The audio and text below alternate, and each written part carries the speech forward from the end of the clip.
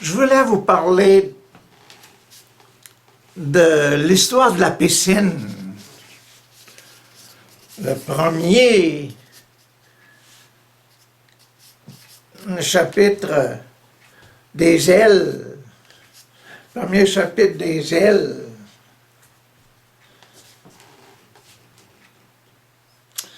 Je voulais passer à travers l'analyse, la vérification, le test du baptême, le test de la réconciliation, le test de la confirmation, le test de l'Eucharistie. Donnez-nous aujourd'hui notre pain de ce jour, pardonnez-nous nos offenses. Le test de l'ordination et le test du mariage. Je voulais passer à travers toutes ces choses-là dans la piscine, mais c'est trop important aujourd'hui.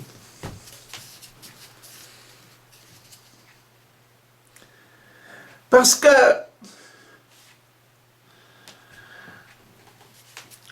Jean, l'équipe de Jean nous fait parler Jésus ici dans ces deux chapitres 5 et 6 comme étant le roi,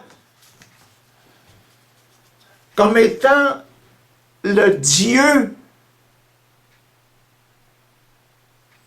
qui a des ailes et qui nous donne des ailes.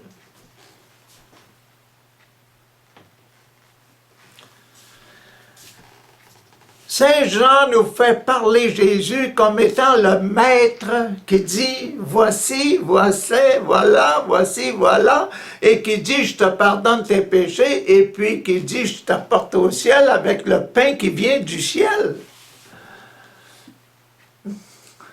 C'est comme s'il disait, là, « Ceci est mon corps, ceci est mon sang, prenez, mangez, prenez, buvez ». Et c'est ça qui est dans le numéro 5 et 6.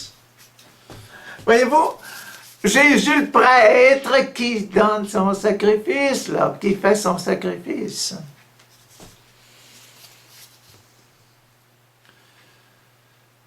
Jésus le prophète qui annonce, là. C'est le seul prophète qui a des ailes.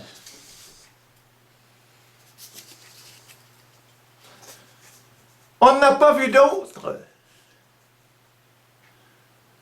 Et avec ses ailes,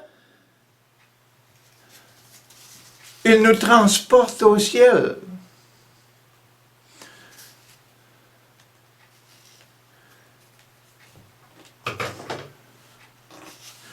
Saint Jean puis Maman Marie, c'était pour eux le grand problème, comment faire passer le message que Jésus nous apporte au ciel. Maman Marie a essayé de dire à Jésus, « Hey, fais quelque chose, puis transforme l'eau en vin. » C'est ma première demande, c'est ça que tu vas être obligé de faire.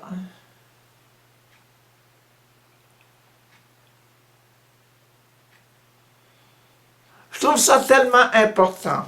Puis tellement important de comprendre que c'est le numéro 2. C'est le numéro 2, ça. Et puis qu'on est rendu là au sacrement de l'extrême-onction, le sacrement dans lequel le prêtre dit « Je te pardonne tes péchés » et puis tu as la vie éternelle, et puis voici, je te donne le pain du ciel.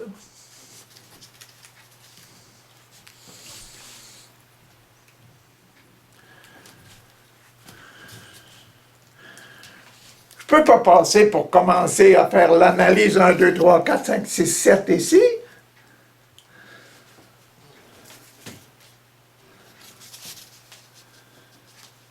Je ne suis pas capable. Je dois vous montrer vraiment que c'est important et puis que c'est un Dieu, c'est Dieu, le Fils du Père qui parle. Il y a quelque chose de plus important encore qui arrive là. Regardez dans le premier passage, là, le premier chapitre, là, Jésus s'adresse à toi. Il s'adresse à moi. Il s'adresse à celui qui est malade. Mais il y en a beaucoup de malades alentour de cette piscine-là. Il y en a un tas.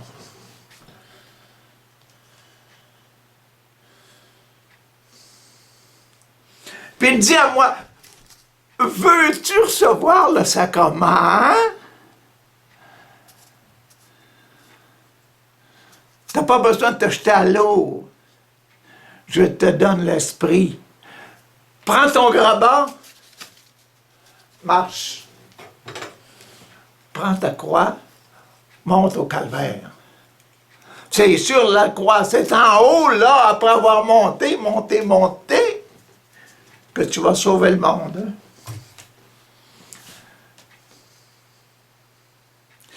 Et c'est ça qui est là-dedans. C'est ça qui est là-dedans.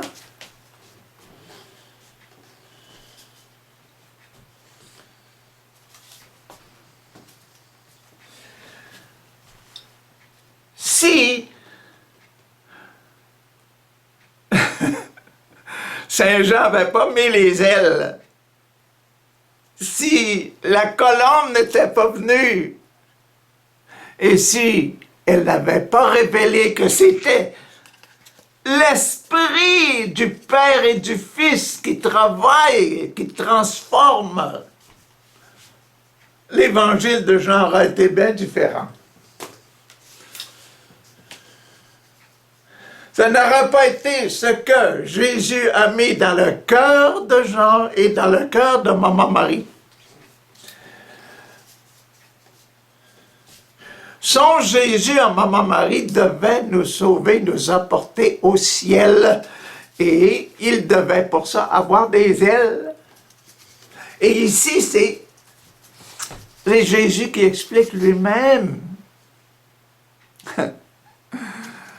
Avec ce chapitre-là qui est sur la guérison d'un malade et la guérison de tous les malades, parce qu'il dit chaque fois que l'Esprit Saint entrait dans l'eau, le premier qui tombait là, qui se jetait à l'eau, il était guéri de la maladie quelle qu'elle soit. C'est l'Esprit Saint qui travaille. Et Jésus est venu apporter le baptême, la purification et l'Eucharistie pour vivre son mystère au milieu de nous, au milieu du peuple de tous les malades qui sont là. Puis au milieu de tous les prêtres et de toutes les autorités qui s'opposaient à lui, qui voulaient le tuer.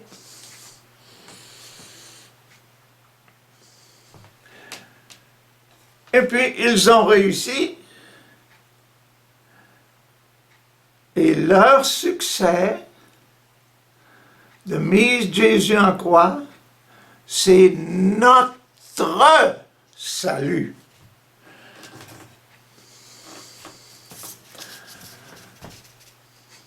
Mettons-nous bien dans le cœur que, dans le chapitre 5 et 6, Jésus nous parle comme étant le Dieu, Fils de Dieu et Fils de Marie.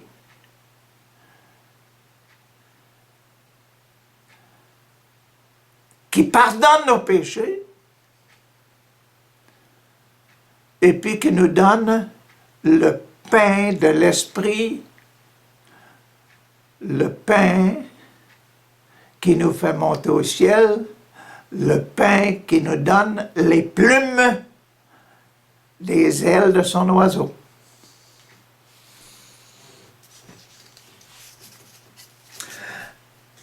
Avant de finir, je vais vous dire que mettons par exemple que vous enlevez une plume.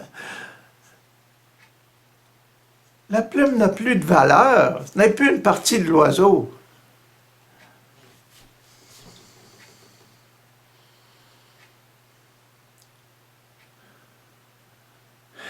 Judas, il est parti de la célébration, lui, là, à la fin, là. Célébration de l'Eucharistie. Il est parti pour vendre Jésus, pour donner Jésus. Il s'est séparé du corps de Jésus. Pour nous,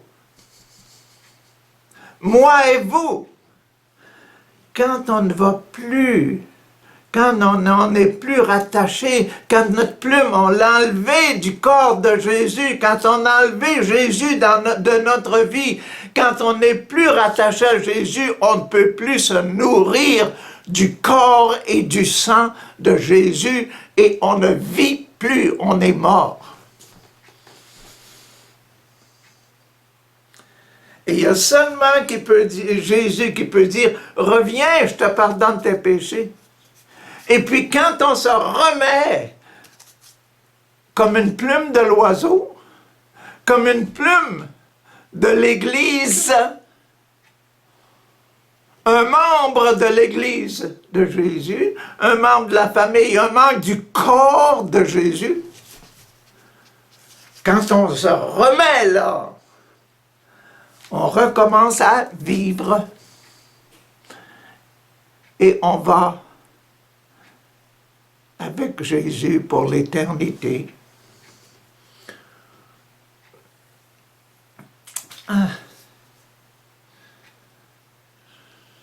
Je pense que je suis correct, puis je pense que si vous vous rattachez à aimer Jésus, accepter Jésus comme votre sauveur, et vous vous rebranchez sur Jésus, vous allez monter au ciel avec lui.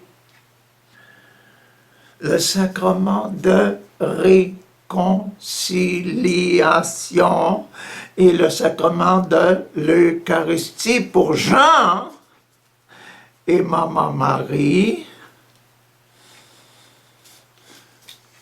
Très, très, très important. Bonne journée.